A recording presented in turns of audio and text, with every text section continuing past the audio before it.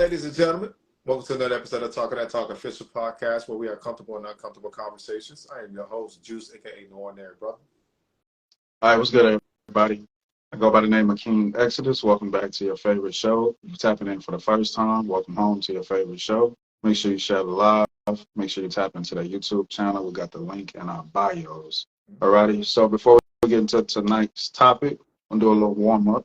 So I'm scrolling on social media, like I do sometimes, you know what I mean? And I see Glorilla, Big Glow, as she calls herself. She had a little meme that, kind of drew a lot of attention, sparked a lot of conversations. So it was pretty much saying, I'm going to paraphrase, that men prefer the hood chicks over the classy chicks. Pretty much saying, the classy chicks be faking the funk, but dudes really like they women hood. They get more attention, so to speak. So this kind of goes back into like a previous episode where we talked about Dr. Umar, his commentary towards men's involvement and women being, black women being the way they are, et cetera, et cetera. Cardi even had a similar line before, got to argue with him because he loved a toxic chick. You know what I'm saying? So I would just simply say, like, this is just a reflection of the type of attention that women receive from men. Like, in a perfect world, if we, especially as black men, if we say we don't like our women and they masculine, we don't like them to be ratchet or whatever, you know what I'm saying? Everybody teaches on. But if we constantly say we don't like these type of women, then that means they get nothing from you. Not an attention, not a like, not a follow, Not a response. not the tip of your shit, not half of it, not the whole thing. Because in the real world, a lot of men be like, all right, bet, like, I'm high value, or I'm on the road to be high value. But if she look good, I could just get sex from her, even though I won't marry her. And then, Kevin Samuels reflects on women like, all right, bet, high value men will sleep with you, but they won't marry you. How about if high value men just stayed the fuck away completely, right? That would change the whole playing field and dynamic, because a woman just like a man, if they can go out and find something in abundance, 9 times out of 10, you're not really going to change or improve yourself, because you're still getting pleasure at the end of the day.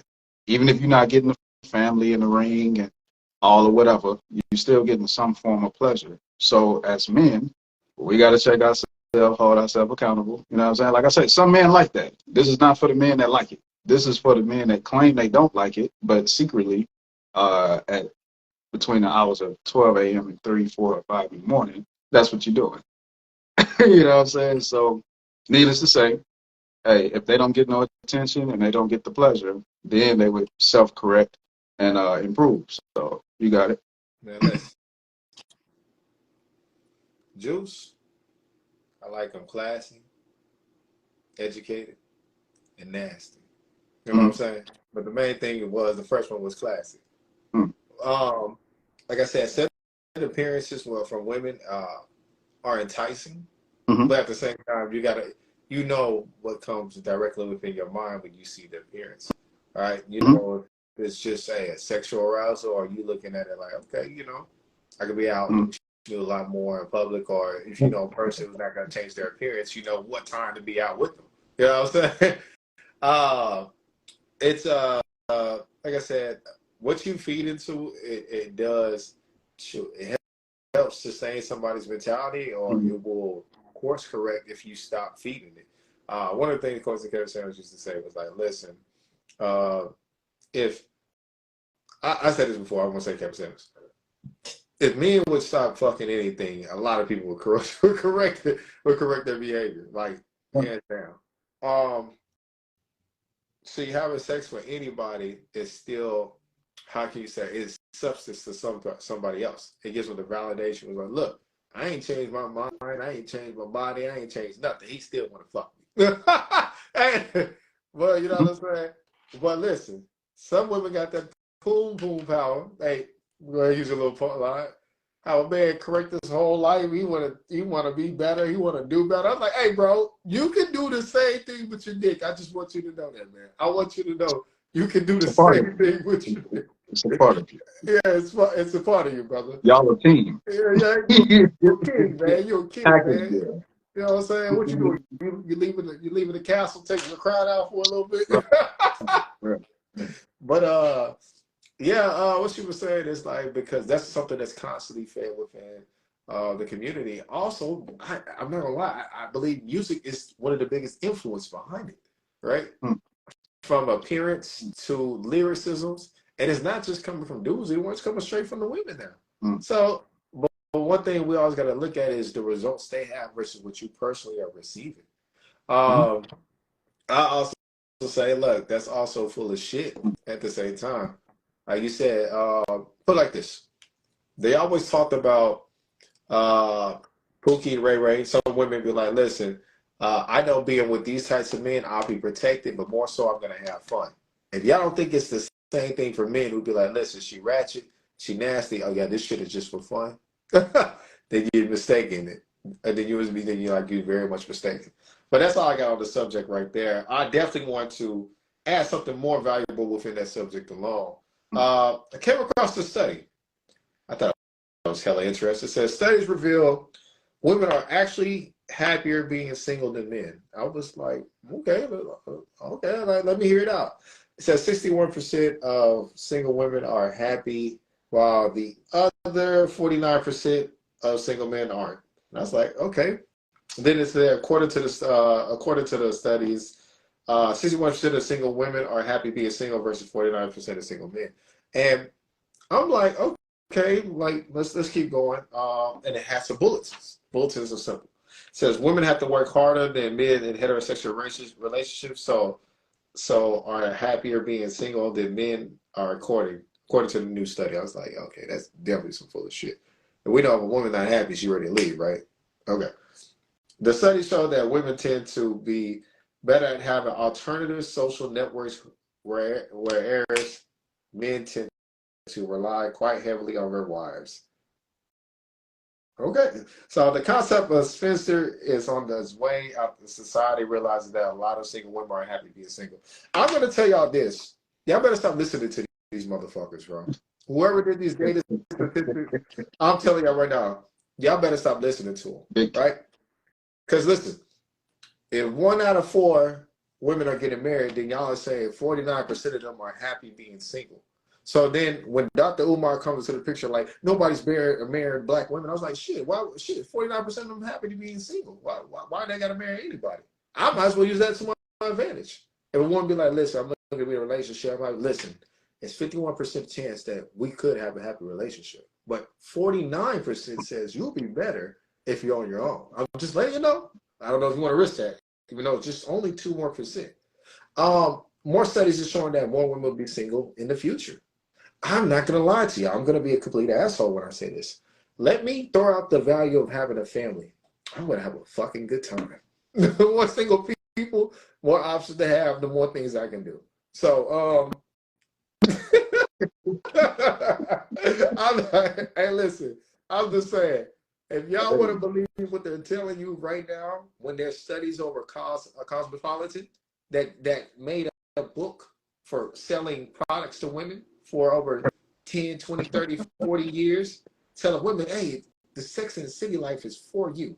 Go out there and live your life. Get that career. Fuck that man. And then they turn around years later just to tell you, hey, look, we lied just to sell our products. Y'all think that study is one of them? Man, what you got over the subject right there, bro? What do you think about the new study that just released? Going back to the example we just brought up, like, yo, and this will be an episode in the future. Are you single until you're married? For a man, I feel as though that option is minimized, right? Because it's not much a man can hold exclusive until marriage, because from whatever type of relationship it is, he still has to implement certain character roles and certain actions in order to bring comfort, stability, whatever to that thing. Even if it's just play, he's still going to be held to some type of standard. You know what I'm saying? He's not going to be able to do whatever he wants to do, so to speak. So this just goes back to privilege. Like, yo, wives should be treated like wives, and everything that falls under that title of wives should be treated as such. But if you just got out here giving wife treatment to anybody, then of course they'd be happy single. I'm just arguing if the statistics are true. You know what I'm saying? That's cake and ice cream. If you giving cake and ice cream and that's what it is, then okay, bet. Once again, why switch up? Why change? Why get in order if you don't have to? So, you know what I mean? So, but that goes back to like the whole, like when we had the winter storm in Houston, when the power grid decides to turn off because it thunderstormed too hard or, you know, whatever. Then it's not cool being a single woman no more because the fear factor kicks in. Shit's real. You know what I'm saying? It's crunch time. You know what I mean? So now you need some type of protection, some type of comfort in a different type of way. So these are just things we got to pay attention to. Everybody's happy single until some real shit happens, and then you need companionship. Fellas, you know what I mean? Like even real. I've been blessed to have conversations with a lot of men that's not married, that's older, and they just keep it real with me. They give me the full game. Look, you out here, you doing this, you're single, blah blah blah. Bet you can have a solid rotation, whatever, but there's still gonna be some nights where you're gonna be like, damn, I'm a little dry. You're gonna have some nights where you're gonna be like, damn, I want some companionship. And they'll tell you, like, you're gonna have your lonely moments and then you're gonna have your moments where you're popping. But they give you the totality of the experience. It's no one's selling a single man a dream, so to speak. But it's easier to sell a single woman a dream because of the consumerism, whether it's financial or whether it's just energetically, right? So we just have to just keep it real. You know what I'm saying? Everybody wants to have something or someone that's close knit. Everybody wants to have these type of experiences. You know what I mean? You know, people want to be claimed, people want to be kept. Everybody want to be domesticated at some point. So, you know what I'm saying? We got to stop marketing these types of things to women because that's definitely not the reality for a lot of women. You do have some women out there that they be on demon time, so they actually may be a little happy single, you know what I mean? Because they got a rotation and all that they ain't trying to sacrifice. That's another conversation for another episode. But if you're not on demon time, you might want to get you a man and stop that, cut that bullshit. And listen, I don't need no demons. I don't need no demons. That's another conversation. We'll talk about that later. I gotta put you on. Demon time. All right. Let's get a subject. Go ahead, man. Go ahead. Hey, man. Holy Ghost. All right, so tonight's episode, I was really inspired on this one. You feel me? Because first off, Gabrielle Wade. God damn it. I'm so used to her being Gabrielle Union. Man, I did that purposely. She goes viral so much. And I have to admit, I was one of the people that's like, oh, yeah, she definitely unmasculine, blah, blah, blah. I didn't know her interview went viral until I watched the interview. She did with a white male's podcast. I forgot his name, My Ideal or something like that. So within this podcast, she spoke about her background, her career, her family life. She brought up her husband, of course, and she mentioned that they go 50-50, but she take care of other households 100%. And Dwayne Wade did an interview with Shannon, Sharpe, and they brought up the 50-50 concept again within his interview. So after watching both of those interviews, I can't lie, I have completely new, profound perspectives on both of those individuals, because I've never really took out the time to actually listen to them tell their side of the story and actually even listen to them talk. I was just one of y'all. I just follow whatever social media said. But what's interesting is Miss Gabrielle Wade, she got a lot of backlash from women, way more than men, for saying she go 50-50 with a man. And they was like, hey, sis, you tripping. He worth $150 or $175 million. You shouldn't be spending nothing. I mean, and they was just dogging her. And I was kind of confused. Like, this is like a conflict of interest, because in relationships, we say, hey, you know, women want the liberation. They want the freedom to be able to express themselves. So therefore, they know at some point, depending on what type of man you're with, you got to come with a bag if you want that. I don't want to be his slave. Right? But at the same time, you want 100% male provider. That's like an oxymoron. But we will promote women being in their masculine energy while being in a relationship. But when she says we go 50-50, oh, that's too masculine.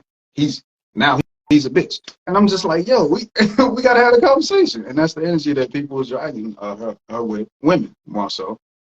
And the last thing I'll say within the introduction, Shannon Sharpe had the time to sit down with Tabitha Brown, and he interviewed her as well with her husband present, and he brought up the entire situation of them. Like, how do you feel about Gabrielle saying she go 50-50 with her husband? Tabitha was like, look, me and my husband go 100-100. We have accounts together. We have separate accounts.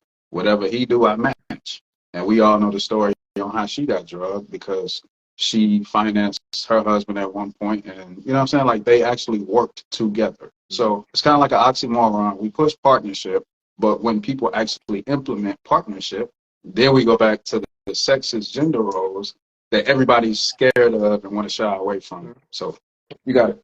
Beautiful, beautiful. But yeah, on the Tabitha Brown comment, it was the fact her husband had took care of the relationship the whole time and said, focus on your dream, I'll support you doing that. Then when she finally popped, she turned around and retired her husband from the police force because she said, that job is dangerous, he done enough.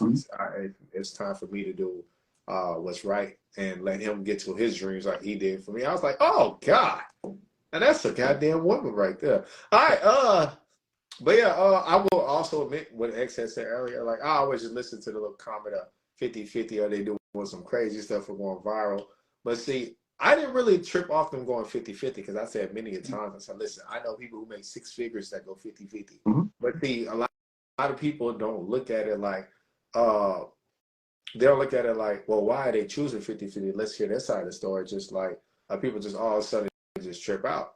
Now, some men who have always had money at an access point will tell you, like, listen, I got money to take care of everything. I'm not going 50-50. I'd rather pay everything. That way I can set the rules in motion. But at the same time, you could always be the person who would be like, okay, cool, I can't stop her from wanting to put in. Let me see what I can do with the money that I'm now saving. Nobody ever looks at it like that at the same time. So am I against 50-50? I always say no, I'm not against 50-50. I said, depending on your relationships, I believe every man should reach 100% point to be able to cover everything. But at the same time, if you're in a relationship where the woman's just like, hey, listen, I want to stay locked in at this ratio, I have no problem with it, nothing happened, like, shit, why argue against it? You know what I'm saying? I would say always use that money to, invest in yourself, invest into her, invest into something else. Like I said, I always look at it like this, bro. Something's $1,000, and you pay $1,000 100%. If somebody comes in like, yo, I don't mind taking 50% of that off you, $500. I'm looking at it, okay, what can I now use that $500 I'm saving for?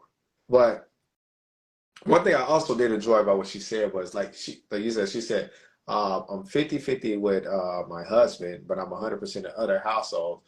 I lead other households, but I don't lead my own. I was like, okay, I don't know if anybody picked that. But like I said, they have a really good relationship. I like the energy from both interviews on both halves. One thing I say is, like, it's interesting that everybody wants to follow some of the most toxic things in relationships, right? We'll talk about, let me bring that back up. You got the situation with the BT Ward, JT and what is his name? Lil Uzi. JT threw a phone at Lil Uzi Vert head, was cussing him out, and people was recording them, calling him a bitch ass nigga and everything. I'm looking at comments like, yeah, I like me a little toxic relationship. Oh, I like, and then he ran back to tell his woman, like, please come back and sit down. Like, we're here. Like, let's enjoy ourselves. And he's like, oh, I like a man that can come back and calm me down. I was like, bro, where the fuck do y'all find this shit energetic or wanting to what's the word, mirror? I was like, but hey, that's just me. That's just me, man. Like I said, with that glorious sisters, like they like ratchet women over classy women, that idea literally shot in my mind because I watched all the comments being displayed of people really enjoying that. I'm like, man, that's fucked up. But yeah. One thing that you said was key.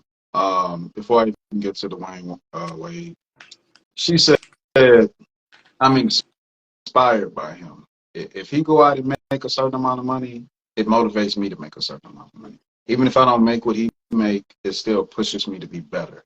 And I'm like, yo, like, are y'all listening to this shit? It's like we trapped into a society so women love Beyonce, but they don't actually look at her relationship. Like you have two people that's really making money.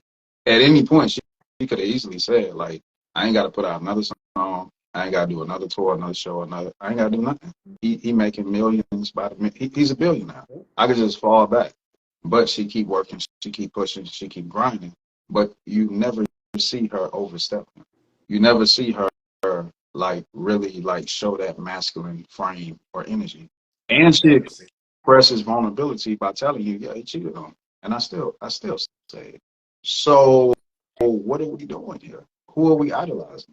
Are we idolizing, or women idolizing other women because they can bag a wealthy or rich man or high value man, but you're not looking at what it took to attain that man, get that man, or anything like that.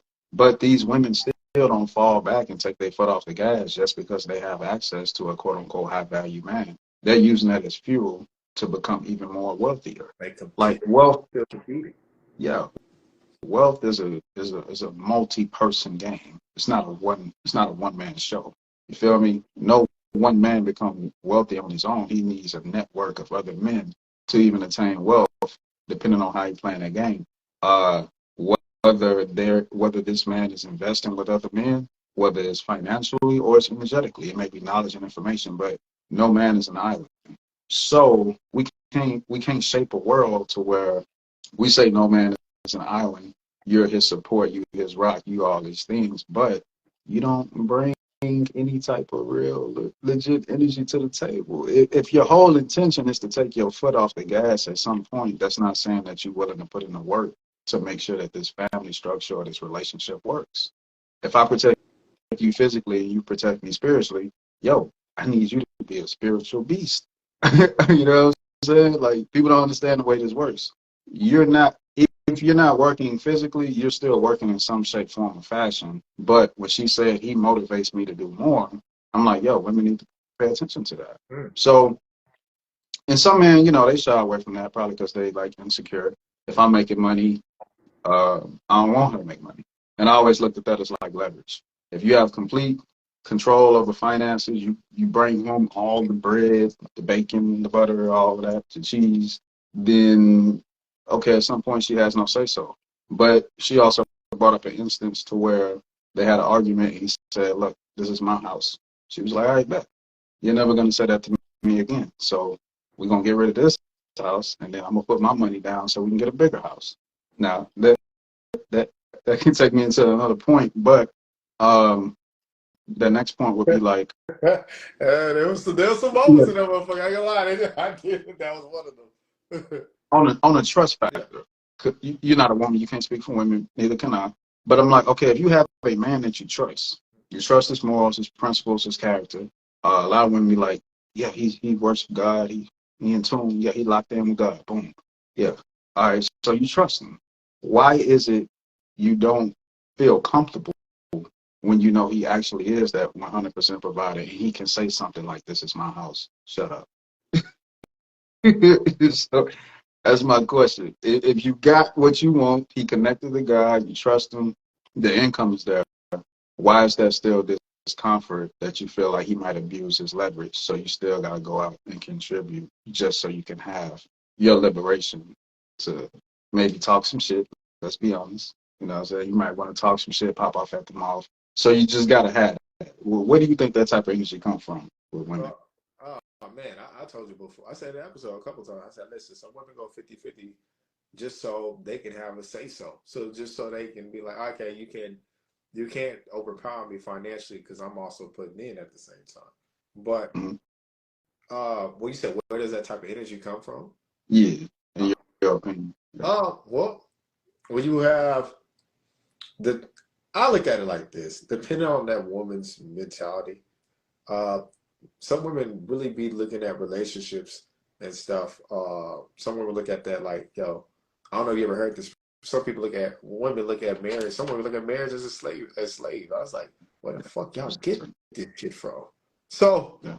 that's why I'm thinking where if you get 100% provider, Some women want the man to provide 100%, but want the liberation to do whatever they want. What we say? Y'all want a traditional man, but y'all want to be non-traditional women. So I also believe what he did right then and there was put her in her place.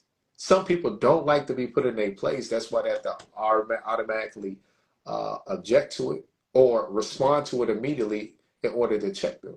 So her response was what? Okay, you're not going to use this again. Let's go get a bigger house. Because she's establishing you're not going to be able to leverage that in this relationship because I'm willing to put in. But listen, Kevin said talk about it all the time. Listen, you want 100% provider? It's some shit that comes with it. You really want that.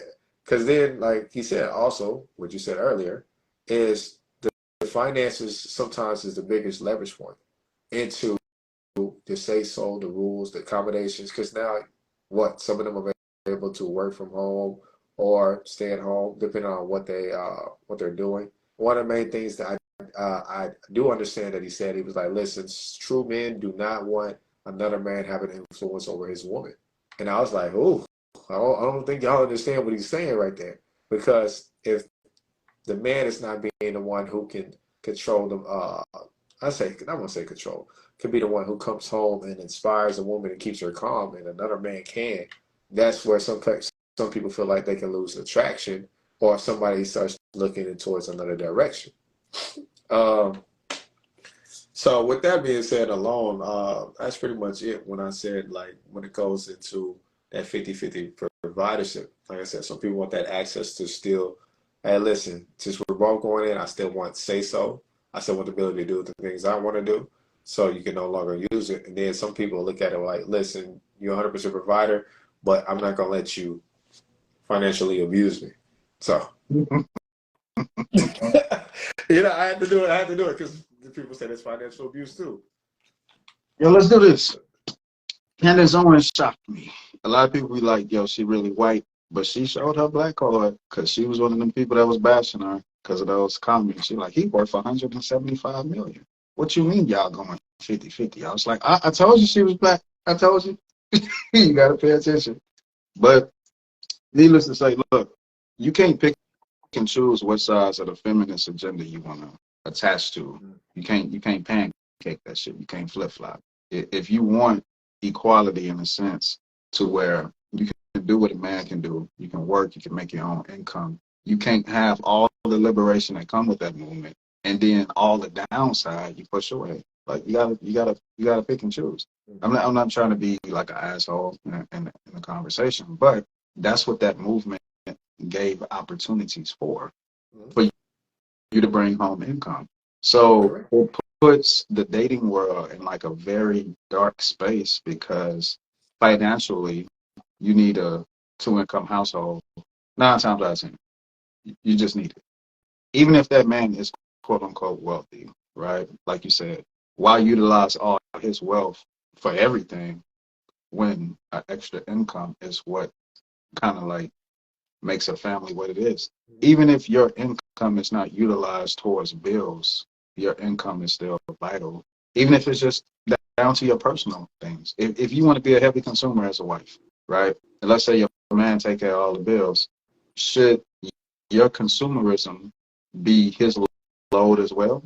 What if you could create your own business where you're not doing physical labor and you can make your own money to buy what you want to buy for yourself?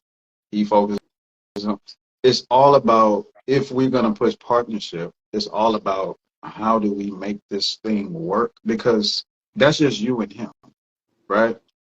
What about the children? What about, quote unquote, the other households he may have to provide for? What about all that? You may have, like she said, she had other households she got to provide for. So all of the income should not come from one individual if we're just going to be logical, even if it is a wealthy man. That's money. Look, if I spend more money on expenses versus investing, at some point the wealth is going to be jeopardized. It don't matter how much wealth you got. So the name of the game is, how do we multiply wealth? We save more money for investing. The more we spend, the more we lose. Even if we got it, at some point we have to think like it can be cut off. So that's just words the wise of this whole like feminist agenda. You can't really pick and choose, and that's where women have to become educated and actually see it for what it is. Like sometimes you just can't have it both ways. So if this is the world that we live in, even if you look at interest hikes fucks everybody from the poor to the wealthy, changes everything. That means credit card payments, anything that accumulates interest, and anything that is taxable, and anything that can be priced can go up. You know what I'm saying? $100 is not the same value that it was 10 years ago. So if money is consistently changing, that means family structure, household income is going to consistently change. And they go back to the basics. In order for us to stay wealthy, we have to have a certain amount of money invested per household, et cetera, et cetera, et cetera. So when Gabrielle did her interview, and she was like, I provide for all these households, so I can't turn down those. I can't turn down my roles. If somebody give me a job, I take it. Boom. That's my formula for success. I worked. I had nothing but respect for that. Because even though she has money at home coming from her husband, true enough, she realizes that her family, and this isn't, I can make this another question. She realized that her parents, her family, and everybody else that she want to provide for does not mean that that's his obligation to provide for them. It's his obligation to provide for her. So that's why I was like, oh, okay, he got him a good one. You know what I mean? Like, on those things alone. 100%. So It's his initial household. He provides for it, not where everybody else. does the narrative come from that everything in totality that comes along with that woman now becomes your obligation because that's your wife now? She's separated. She like, look, our household is good, but it's other things I have to provide for that I provide for. So where do you think that energy comes from? A man got to take care of everything that comes along with you. Uh, I believe she talked about embracing her family's work ethics early on within her life. Right? I remember listening to the story. She was like, "Yeah, man. When I was a supervisor, I made $6.16 an hour." I said, "$6.16." I said, "Damn, I forgot how old you are." Like it made me really think. Like, okay, you was really raised on that level of working. Like she said, she was working 2 jobs, 3 jobs all the time. And I'm like, damn, I'm kind of raised like that too. You know, growing up.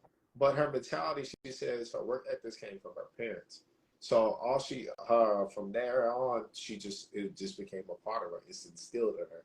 It's in her DNA. It's in her genetics to keep working as much as they did. Um, like I made the comment earlier, like I said, listen, he's literally only supposed to provide for his family, not anybody outside family. And if outside family actually, that's actually a conversation you should have. But I remember witnessing in situations I've been in where outside family that wasn't part of the immediate family was coming through the man for money, and I'm like, yo, bro, like that really ain't your responsibility, even if that's on your side or her side. But like I said, she says she's 50-50 in her household, but she's 100% in other people's household. I was like, okay, so she's taking on all the expenses, and like you said, so amazing part of what she said was, hey, listen, I don't put that on my man to provide for my family at the same time. I was like, damn. Okay, cool, because that also gives him the ability to focus on his family on his immediate side as well. So some people look at it like, well, they're both rich. Cool, they're both rich, but at the same time, that's both their character. Well, I think y'all are missing that main part. That's just both their character at the end of the day. Character defines what you will do and what you won't do and what you're willing to participate and what you won't participate. That's just your character, morals, and integrity. Man, one thing I wanted to ask you was how she said she was like, I get inspired by my man to do more. Let me give you 2 examples. Let me example. We know Lauren London. Lauren London, I always talk about Nick She's like, man, I'd be around that man. I'd just be inspired to do more. Right? The word she used was inspire and union, Gabrielle kind of used like kind of compete. Right? One thing we always talked about was like, listen, a man should compete with his woman. But yet she feels like she should compete with the man, even if it's just to engage her abilities to produce or just to like climb up a level. One thing I know personally for me, I was dealing with a situation where a person always had to say verbally to me, I don't mind competing. Yeah, I like being competitive. Like it kind of annoyed me, bro. I'm not here to compete with you. Like I'm here to help you. But in your mind, you're taking it as competing. So I just kind of want your theory, your thoughts on that. Should, like I said, we say men should compete with women, but when a woman competes with a man because they like a challenge, if the challenge is no longer there, they might not be no longer interested. Not saying in their situation. So, what is your thoughts on that? I'm curious. Man, I go back to the basics because I can't lie. I kind of like, a little, you know, I tend to attract women that quote unquote have a competitive spirit. Not to where it's like she's trying to like clip my legs off so she can get ahead necessarily, but I have had experiences where they'll see the moves I make and I be like, uh, bet I'm gonna follow along. I'm gonna try to, what I'm saying, not necessarily catch up, but it's they get really like inspired, quote unquote, whatever. I would just say to go back to it seemed like a double standard, I can't lie. But it go back to It definitely is. but That shit definitely is. but it go back to the basics. If we're the logic and they're quote unquote the emotional side that needs logic, then you just gotta feed the logic. That's just like if we bros, we got a business, we got a company, um, but at some peaks of it, right? Some men try to outshine the next man, and it's like I need you to shine and I need to shine because we may have different lights, but collectively we have a light together. That's the same energy that you implement into your relationship. Like it's nothing wrong with a woman, quote unquote, looking at it from her emotional side as being that, but you got to implement the logic as the man. And if she still submit to that logic, but she still can like keep that energy to where it's like that you made shit, you made I don't know shit, you made 10 racks, let me go make shit at least 5. All right, cool, bet. Do that. Keep that same drive, but once I give you the logic on it, we're a unit, it shouldn't be looked at as competition no more. So let's just go back to household. How does the household work? Um, I brought up Jay-Z and Beyonce. You cannot tell me that they don't have any same types of conversations or situations. She has not taken her foot off the gas at all, and she's had every opportunity to take her foot off the gas. You see it at certain points to where it's like, all right, bet even in the music level, um, they do a lot of features and songs and tours together. So it's like a man has to be emotionally intelligent, and he has to be intelligent in other shapes, form, and fashion. But once he masters those levels of intelligence, then you pass down the information and guidance to your woman so that you keep her in line. Not in line as if you own her necessarily, but that's how you tame that energy. Because any type of energy can get out of control. You know what I mean? Just like it can get out of control if you're working with another guy on the business perspective, and now it's about who's the star of the show. So, needless to say, I can't really down women necessarily for saying they want to compete with their man, but not destroy the man and over dominate the man, but they still are inspired by what the man does. That's where little phrases come from. Like behind every great man, there's a great woman. So that means they got to really check each other a lot and connect so that they know they're not at war with each other. They're actually working together. But hey, look, if I'm studying or researching something and working on a project, it's a turn on for me to see you over there doing the same thing for yourself. Yeah, I want you to just be a help me to me and help me with my shit. If I see you over there doing your own shit, that's a turn on for me. You know what I'm saying? To each his own. I just got to check my securities as a man. And if I see my woman, you know what I'm saying, my counterpart, follow my vibration and energy, that's what she's supposed to do. I can't shame her for that. So if she inspired and she moving and working because she see me moving and working, then fuck it. You know what I'm saying? We work together. So that's how I look at it. I brought up a company, Mercedes-Benz, in the previous episode. You would not have the Benz side of the brand because those are two different brands before they merged without this man's wife. Uh, the last name Benz, he had a wife, and she financed everything. So it's like if we study the top brands in the world and the top companies in the world and study the history behind them, they didn't fold or didn't come to fruition because of these types of issues, competition within the marriage, blah, blah, blah. Whoever funded the journey, it didn't matter. The brand still was created. The company is still a top brand today. So it, hopefully that answered that. I mean, no, I don't think I was gonna say, man, listen, in every company, a systems building. Like people forget, like every C class is a specific design. Mm. CFO, financial, the visionary, executive. All those were positions that everybody had to do. So even if you supplied, you had to finance it. Somebody had to execute the vision. So it still was co-op type of environment. But yeah, I mean, you answered. Like I said, I'm just kind of curious. Like I said, some made to look at that like, listen, I'm not trying to compete or be challenged all the fucking time.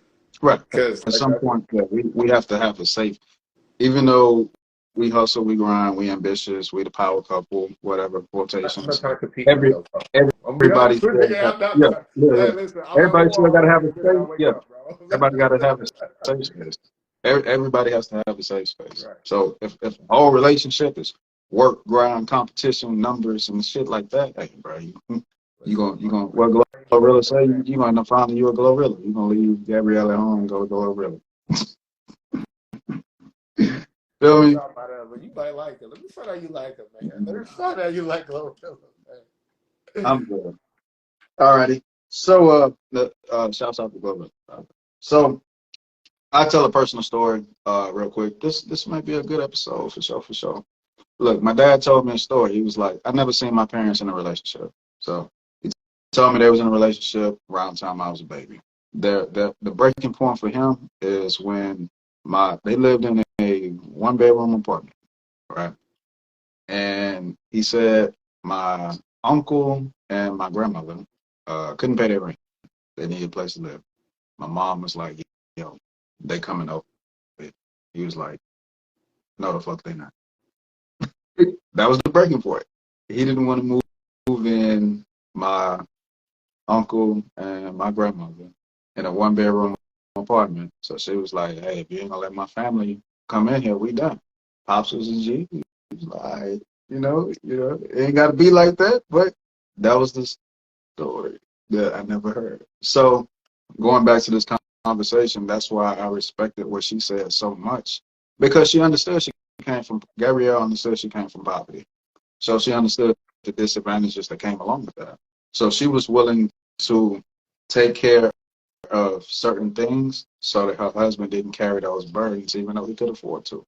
So when we look at why relationships fall apart and why the family structures, especially in the Black households, are so broken, you have to look at it in a sense to where if I'm a mama's boy, right, and I'm my mama's man too, and a lot of my money go to my mama, a Black woman is going to be quick to check me on that, especially in a marriage situation if it's taken away from our household.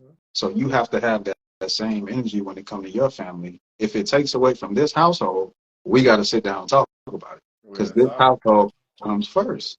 So I just want to throw that in the mix. Like, we see these types of things happen every day. So I don't want to make light of anything she said during that interview. I gained a lot of respect for her. So you can take it where you want to take it. All right. They both had poverty mindsets, but I noticed that it seemed like Dwayne Wade's mind grew in abundance early on versus for her. Um, that was the most interesting part. Is trying to, like I said, compare both interviews. You got to look at both individuals. One thing she always talked about was her mindset, and like I said, Wade said something that was interesting. X didn't like what I said, but I'm gonna say it anyway. He was talking about LeBron James' mind, why he's always staying healthy. Man, he's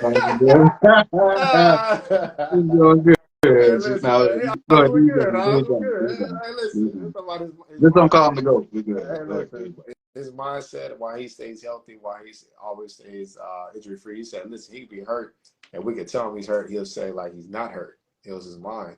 And he said, if I would have learned that, I feel like I would have been playing at a different level. But Gabrielle's mindset is similar. Before it was just taking minor roles before she knew she could take bigger roles. It all started with her mindset and growing and understanding like, listen, I can do all this. I can talk like this too, and still be a black woman. So I was like, oh, hey, that was interesting. How that how our mindset was developed early on versus when his more so took action when he started playing with a certain individual. So I mean, that's what I did like right there. Before I go into my next point, I'll make a little side, boy. It fits. This goes back to the leverage thing. She didn't want to give him leverage over having a house that she didn't pay for because he was able to say flex like this is my house. So he's like, all right, bet. We both gonna put in on it so you can't say this your house. But it's interesting because it never fails. Women still control leverage when it comes to sex because you still control access to sex. So even if you're married, I don't know if you're saying the husband got 24/7 access to the sex just because y'all are married. We know that's cap. But that husband, be it so that he's a productive man, he grinding and he hustling, he's gonna always feel like his work ethic is what keeps his access to that. It's not just his. So uh, leverage is interesting. Like you don't want the man to have leverage money wise, but you want him to be the provider. That's oxymoron. But you still have leverage over sex. So you're not giving up your leverage, but you're gonna work so he can't have his leverage. That's interesting, man. Moving the That's interesting. goalpost, man. Moving the goalpost, man. Ain't one of Can't them. score a touchdown like Hey, that, listen, man. we I gotta thought I pay had attention to 6 points. man. You switched the rules up on me. Listen, But so let me be a millionaire. You make 50K a year. Talking about you want to go 50-50. I'm like, all right. hey, look, and this is so interesting because D Wade said some real shit. He said, "Look, bro, if I pay for everything and she rich and I'm rich, she just gonna keep getting richer. And if she leave, all her shit is stacked up." I was like, "Yo, that's true." Like, it is. when, One thing I don't know who's okay. Listen, you know they mm-hmm, get residual and passive checks all the time and mm-hmm, shit. So that's something that's interesting. So I mean he's right because you have some people like I remember reading this post one time.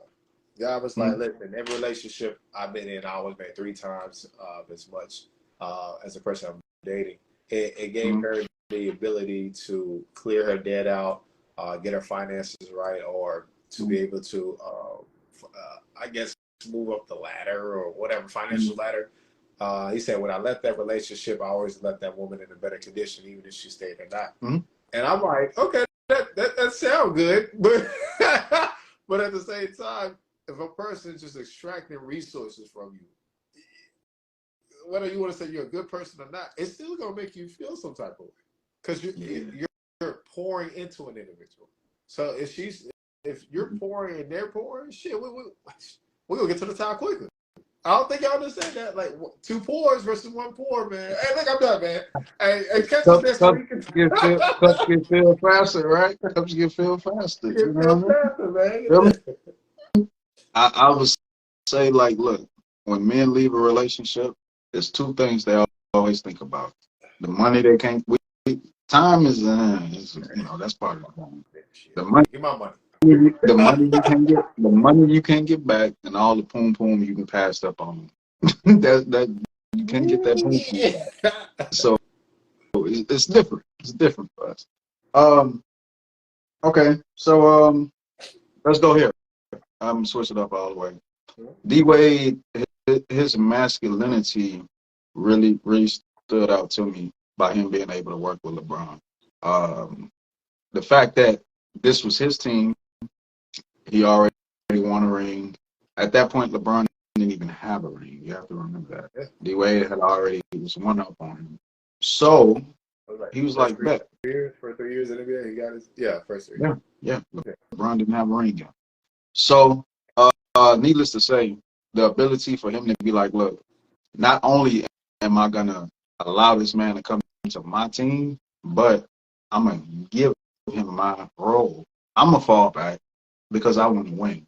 He kept he didn't even like his coach at first, but he was willing to adjust and do it. It was even games. He was like, look, LeBron could have scored 50 points, but LeBron wanted to get me in the mix because he's like giver, you know what I'm saying? And he had to tell him like, bro, if I ain't popping and you got it, take it. The focal point is that we win. I don't care about the stats. I don't care about the roles.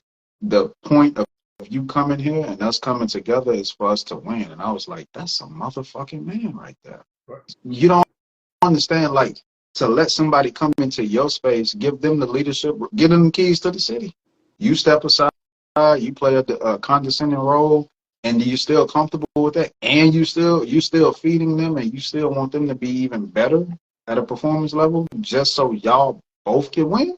I'm like, yeah, that's a motherfucking man right there. So, what do you think cripples men's ability to work with other great men and just take a step back, even if that means y'all could have a long run, longevity, and win more? Why does this type of things happen to where men can't fall back and work with other great men? Key thing, one word, dominance. People want to always remain in a dominant position, even if they're fucking losing. Let me tell y'all right now, there's men who want to remain in a dominant position, even if they're losing. So imagine there's people who, there's plenty of stories in businesses. There's somebody right there that can save the company, but the dumbass person was like, no, this is my company. We got to run like this. Like, no, listen, bro, all we got to do is cut back for 3 months, hire this person right here. We'll be back. No. Company crashes. There's plenty of times like men just want to be in a dominant position. I don't know what it is. I tell people all the time, listen, I know when I'm in front of certain men and what we're particularly the objective is, where the fuck I'm gonna play all the time. I know if I'm gonna be in the front. Hey, I'm gonna be on the side. Okay, I'm gonna be the go-to. I'm gonna be like, hey, listen, I ain't gotta do that much while I'm right here. I'm with some brothers that stir up. All right, I talked about this one time. Heck know about this. There was one time one of my family members got jumped, right? One of my family members got jumped. I had 2 hours before the podcast, right? I wrote out. I called one family member and said, hey, listen, so this is what went down. Pull up. They were like, all right, what's the address? Called the other person. All right, listen, this is what went down. When one of the family members pull up, we're about to go handle business, right? Everybody gathers up. I'm the first one there. We're waiting on him to come back to the scene. I called everybody. Everybody shows up, this and that, blah, blah, blah, blah. We whoop the whoop. Now, when we get into that area, we know nothing about it, right? Only one person knows about the area because they live in the area. So when the situation came about, we about to take action. Nobody sat there and said, yo, I'm going to take lead of it. Naturally, the person who knows the area, you let them lead within that area. You're putting your trust into them. I didn't try to say, listen, we're going to handle it like this. Hey, we're going to do this. None of the other family was like, no, we're going to do it like this. We was like, hey, look, we coming here, we ride. You need to be able to do what we do. We're trusting you with this objective. So the whole point of that story is like you will naturally fall in positions and places depending on the situation. Naturally. Just, hey, listen, we're gonna rely on you. Hey, listen, you more smarter. Like I said, there's some things I will never go. Listen, there's some areas I'll never challenge X on. He's way more equipped in that area. That would be stupid of me, right?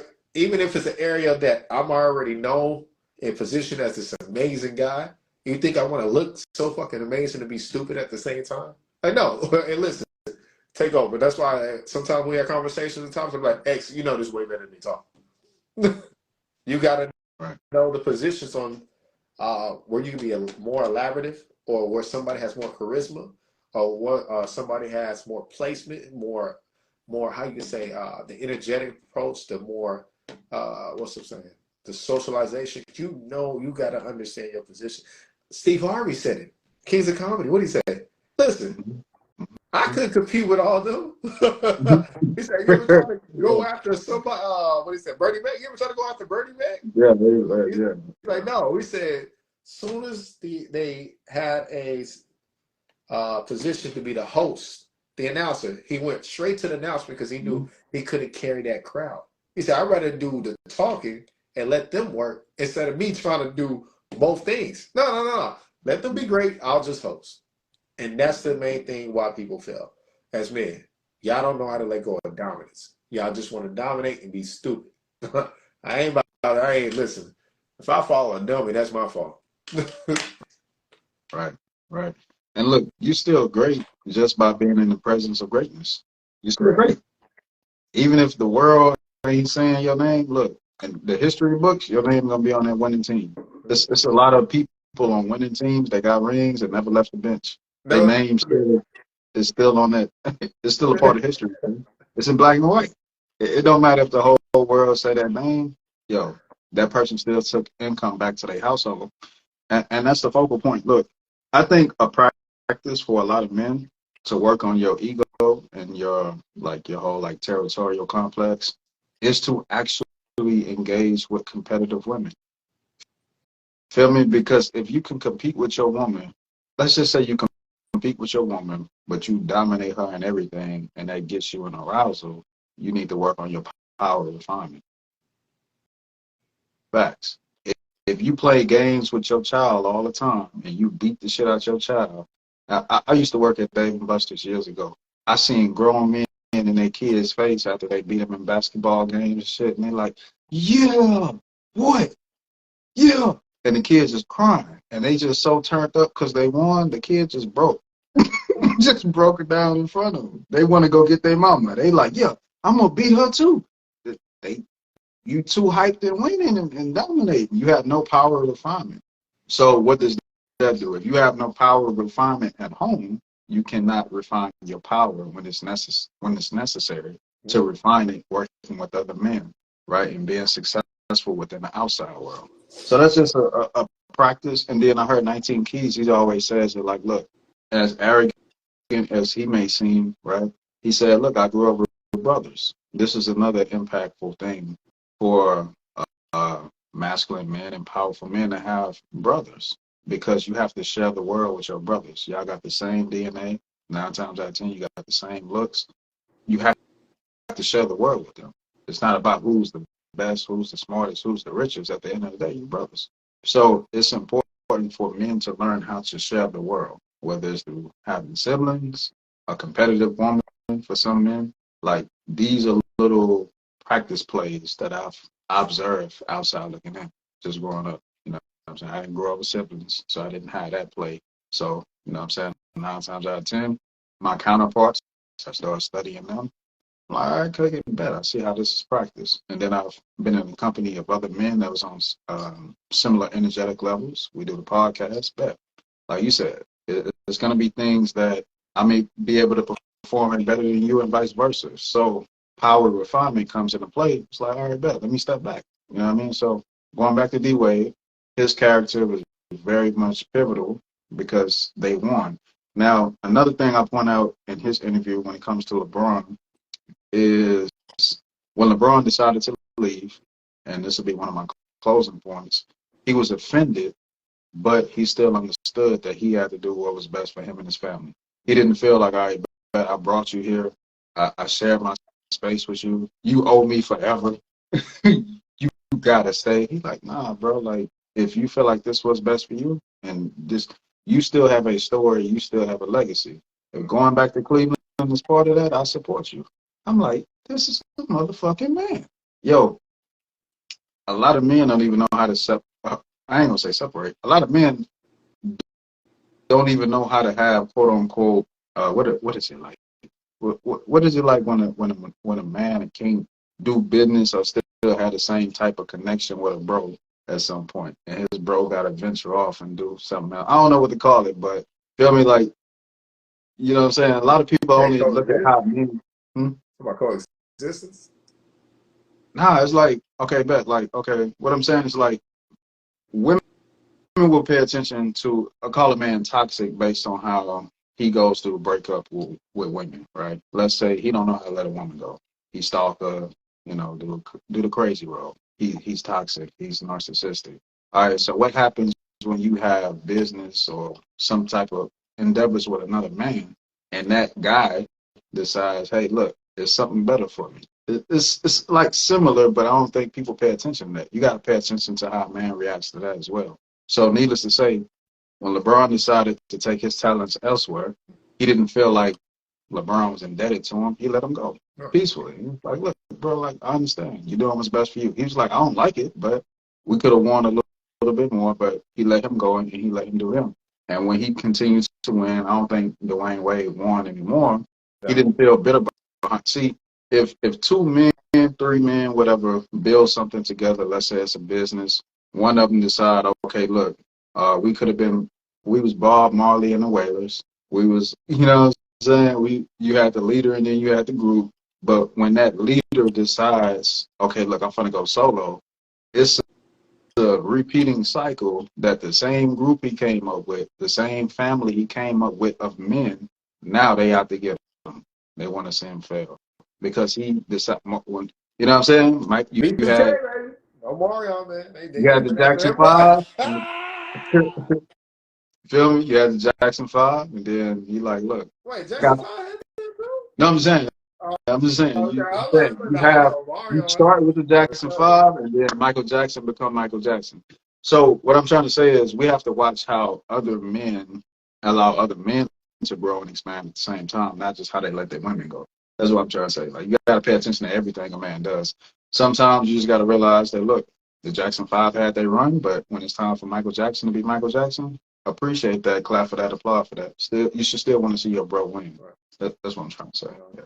Justin Timberlake, you know what I'm saying? Yes, Timberlake came from a group. Yeah. Okay.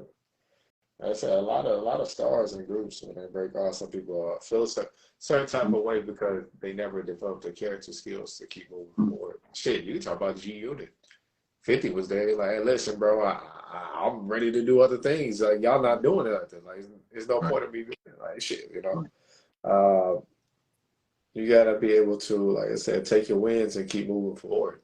I mean, if you ain't take no L's, shoot, just take your win and move forward. But yeah, I want to call that blind loyalty. It is some people have it so bad, like, yo, we're supposed to stay together, we're supposed to do this, supposed to build this shit till we die, and now you gonna leave? Well, fuck you, then. Like, people really do feel some type of way because there's moments, man. I've been hitting in my life. I be thinking about certain people I thought I was gonna be with. And I'm like, damn, I thought y'all be here with me. But at the same time, I understood, like, listen, I chose a different route to move forward in my life. You might have stayed the same way. So, I mean, you know, it's had to part with grace or respect or something of that nature. But yeah, that's pretty much it. Is there any more big talks right there? Like I said, one of the things I did like about Gabrielle Union was how she said she fights for her acting roles and her staff. Like, even what the Dwayne Wade was saying, when it came down to get LeBron and certain people back, he took a pay cut. Gabrielle Union said, listen, building my production company and getting the best people to try to get the actors paid as much amount as they can, I'll take a pay cut. Like, I'm like, okay, all right. Like, you understand, like, making sure people are compensated in order to get the best productivity that you can out of people. Some people don't understand, like, sometimes money does make an attachment to the way a person will perform. I'm sorry. Like, sometimes money does make that attachment how well a person will perform, right? Listen, you could take a woman out right now, she'd be cool with it. She might want to make love to you afterwards. And you got a person be like, listen, you ain't spent enough money. All right, he spent enough money. I think I might be ready to do something now.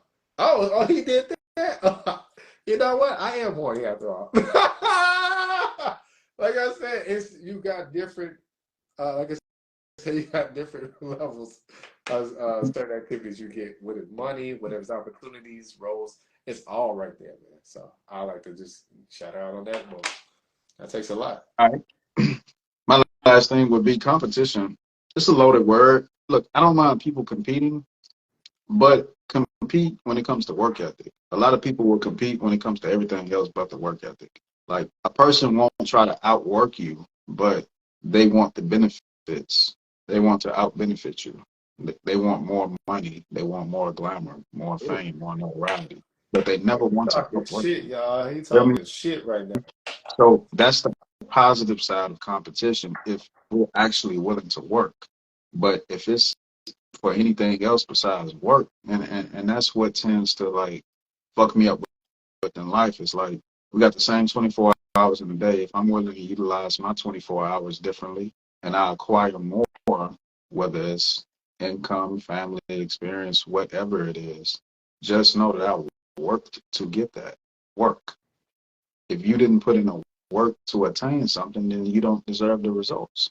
Entitlement is something that's not exclusive to women that they feel entitled in relationships or in the dating world.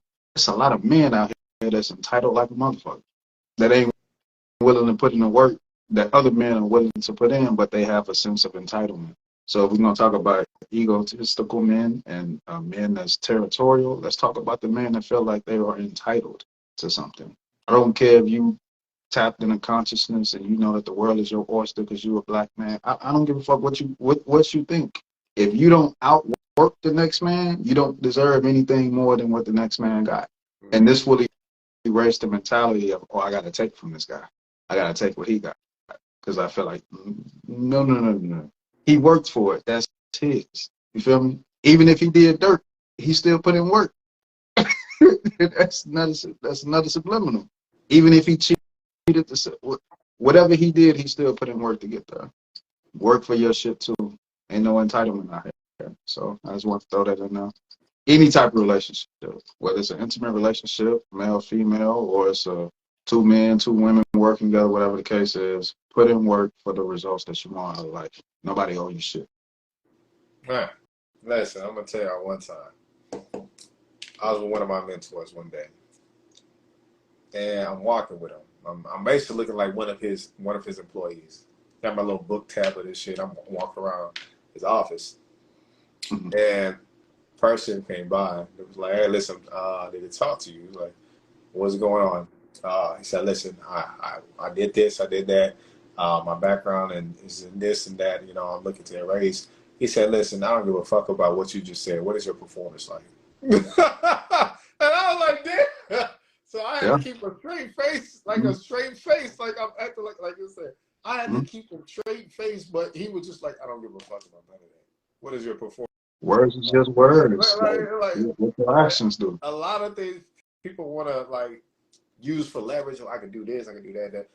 You know, I put in this. You know, I'm known here, bro. What is your work look like, bro? Like, I talk about it a lot now, even more so over the last year. Like, bro, I don't care about none of that. Like, who do you know, bro? Like, what do you do? Like, can we make some shit happen? Like, my favorite thing Nipsey said. What he said. Listen, do you have true ownership of your destiny? You have equity. Can you make some shit move? You know exactly what I'm talking about. That mailbox money, bro. He said, overtime. What's that? Can you make some shit happen? I'm like, I said, listen, that's gonna be my line anytime I go up there. Like, you have control over your destiny. Like, can you make things happen? Hey.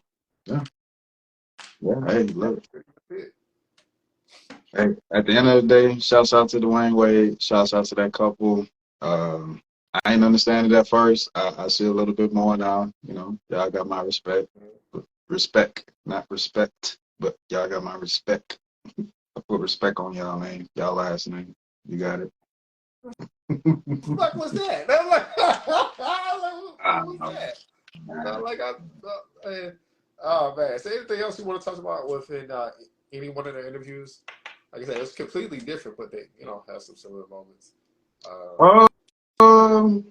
I guess I would simply say I keep it short.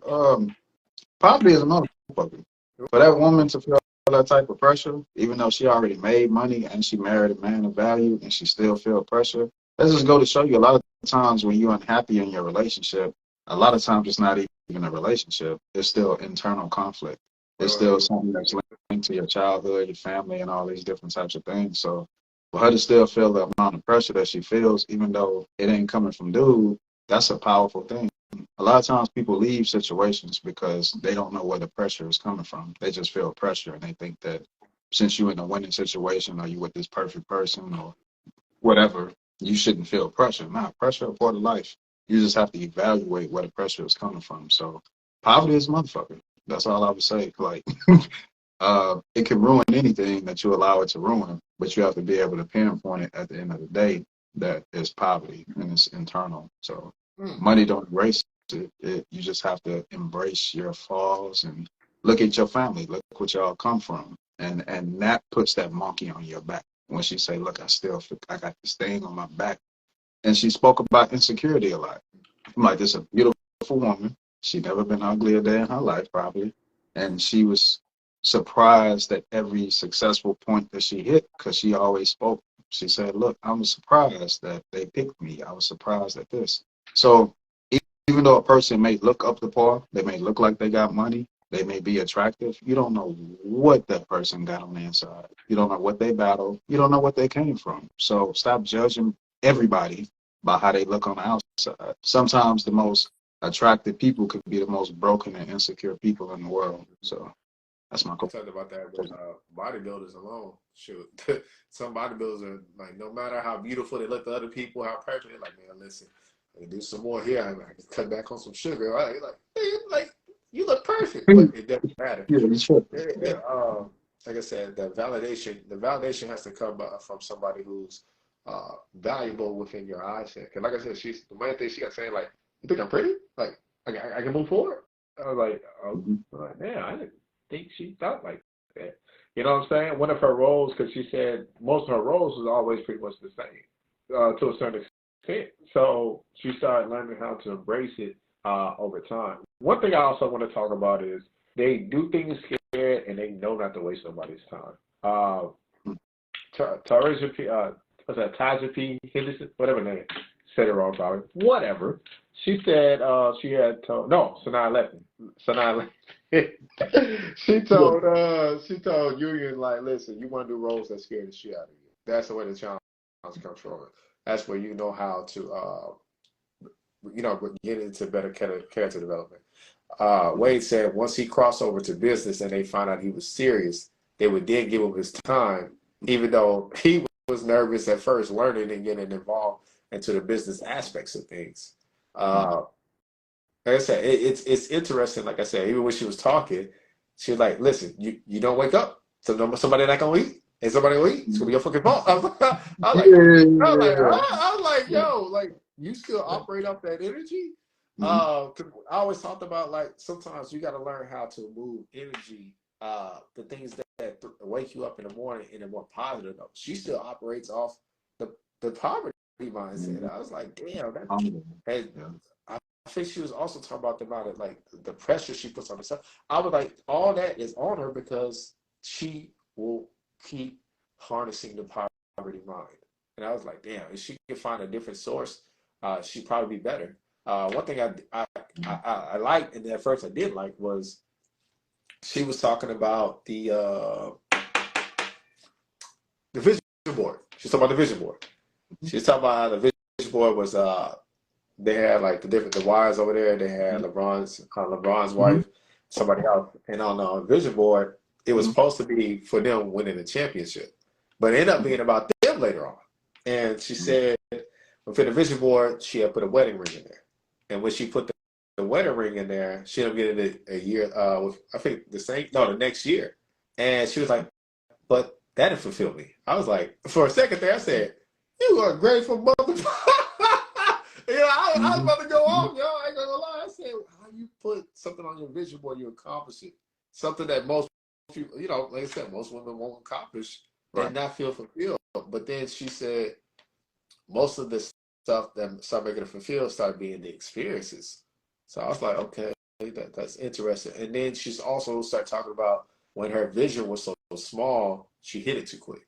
That's so she had to start forcing herself to dream on a bigger level to put her. So I was like, okay, I see what you did there, little boy. I will hit the word, you know what I'm saying? I'm like, I can't. I'm tapped in with you. Like, hey, man, I'm about to take that little black, I'm just about to take that big blaze off your shoulders, and you know what I'm saying?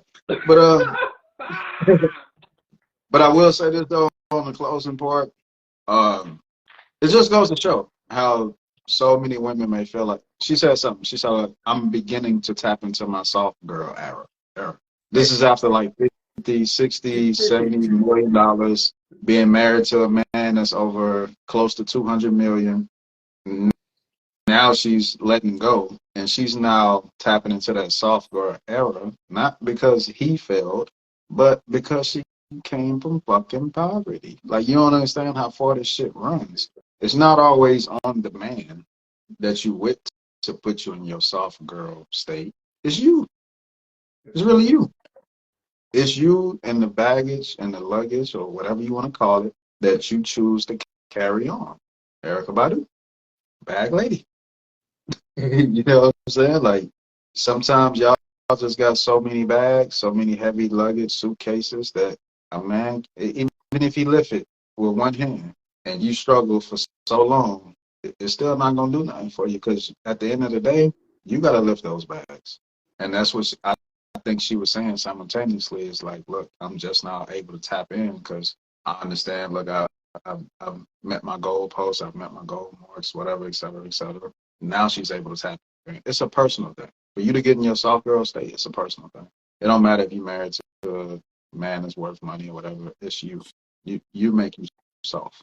You feel me? Yeah. We just sit back and take the time. I be talking about this all the time, bro. Yeah. People like, yo, if he doesn't make the environment, nah, baby, that is you. I mean, yeah, that plays a part, but at the same time, you still got to fix. Only you can fix you. I can't fix you. I can provide you the perfect things in the world. TV not on. I went like this. TV not on. Yeah, I do my part. You do your part. Partnership. Partners. I'm there. One thing is they actually have a partnership, meaning they both put money into each other. Remember that. That's a partnership. So I want a partner. I'd be like, I need you to listen to Dwayne Wade again. I would direct y'all all the time to the two. Every time you use partnership from now on. Now you got a reference. From now on, you use partnership, I'm directing y'all to the bill. I want a partner. Right. Talk to All right. If nothing else, we can close out. That's it, man. Nice hour, 15 minutes right there, brother. Cool. All righty. So up top, we got No Ordinary Brother. I go by the name of King Exodus. Follow us individually. We got the YouTube links in our bios. Tap into us on TikTok, Talking That Talk Official. We got content on there as well. We appreciate you for tapping in. Make sure you share the live, tap in on the YouTube channel, and we are out.